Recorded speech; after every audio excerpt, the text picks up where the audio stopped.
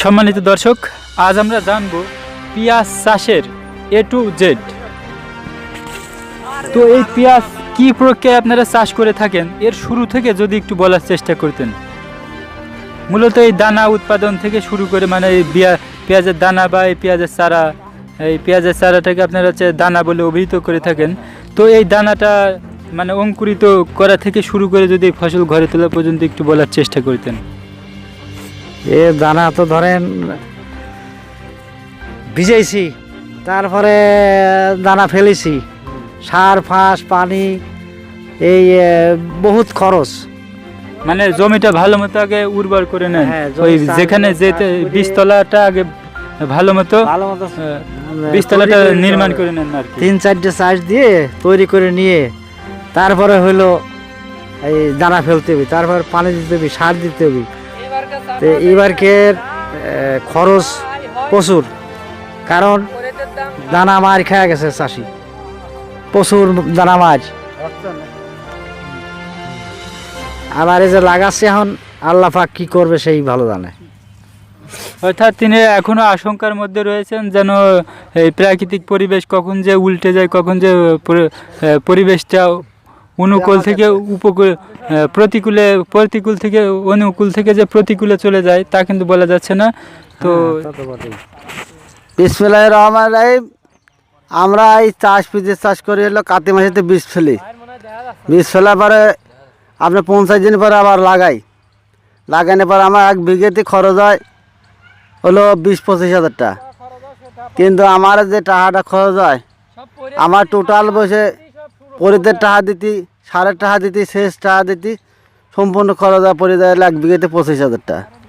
তো 2019 সালে সরকার যে দাম দিছিল 8-10 হাজার টাকা, এটা আমার দরকার নাই। আমার দাম 25 হাজার না তো 2500 টাকা কি 2000 টাকা রেট বেঁধে দিলে হবে।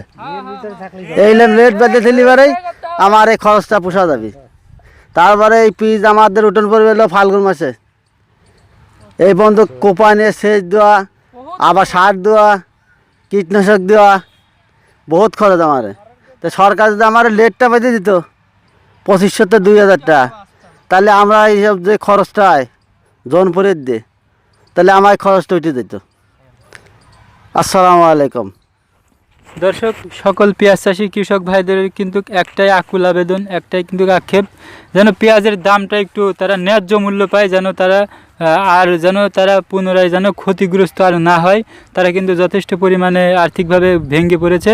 তো আমরা একটু জানতে চাচ্ছিলাম যে এই পেঁয়াজটা আপনারা হচ্ছে অন্যান্য ফসল তো দেখা যাচ্ছে এমনিতে পাট যেমন ঘরে গাদি করে রাখা যায়, এরপরে হচ্ছে ধান, ছোলা, গম, মসুর, ওইগুলো কিন্তু বস্তা ভরে বা গুলাই করে কিন্তু সংরক্ষণ করে।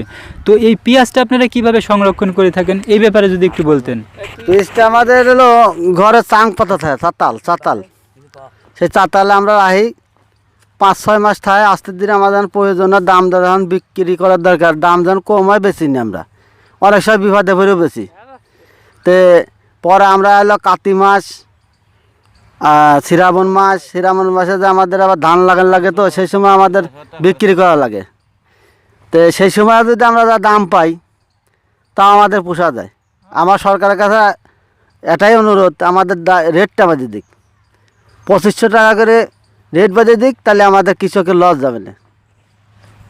দর্শক, তিনিরা যেমনটি জানাচ্ছিলেন যে তারা ঘরের উপরে কিন্তু তারা চাং মতো পেতে, বিশেষ এই পেঁয়াজ চাষে কিন্তু প্রচুর পরিমাণে শ্রমিকের প্রয়োজন পড়ে। শুধু যে কৃষক ভাইরা যদি এই পেঁয়াজ চাষ করতো তাহলে কিন্তু এই পেঁয়াজ চাষটার কাজটা যেন অসম্পূর্ণ থেকে যায়।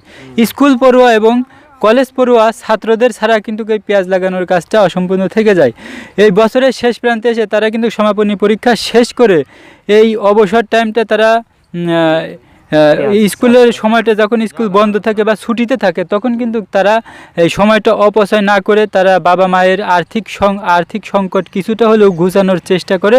কেউ এই পেঁয়াজ লাগানোর কাজ করে কিন্তু কেনে নতুন বই, কেউ কেনে নতুন জামা কাপড়, কেউ বা শীতের পোশাক কেনে, কেউ বা শখের অন্য কিছু। তো আমরা এখন জানবো যে একজন ছাত্র কেন পেঁয়াজ লাগাতে এসেছে। তুমি কি স্কুলে পড়ালেখা করো? জি, আমি পড়ালেখা করি। কোন ক্লাসে পড়ো? ক্লাস 9-এ। ক্লাস 9-এ পড়ো, এই অবসর টাইমে স্কুল যখন ছুটি থাকে তখন তোমরা এই কাজে অংশগ্রহণ করো। জি জি। তো একদিনে সারাদিন পরিশ্রম করে কি পরিমাণে পারিশ্রমিক পাও? 500 টাকা। একদিনে 500 টাকা হাজিরা দেয়। জি। তো কতদিন যাবত এই কাজটি করতে পারবে? 1-1.5 মাস। এই 1-1.5 মাস কাজ করার পরে তখন তোমরা আবার নিয়মিত স্কুলে পড়ালেখা করবে, স্কুলে গামী হবে এবং পড়ালেখার দিকে মনোনিবেশ করবে। পরবর্তীতে এই মাঠে আর কাজ করবে না। না না। তো এই যে টাকাগুলো দিয়ে তোমরা কি করতে চাও? এই টাকা দিয়ে আমরা জামা কাপড় কিনি, কেউ আবার নতুন পোশাক কিনি, বই খাতা এই অনেক কিছু করি, খেলার জিনিসপাতি কিনি, মা বাবার আর্থিক উন্নয়নে সাহায্য করি।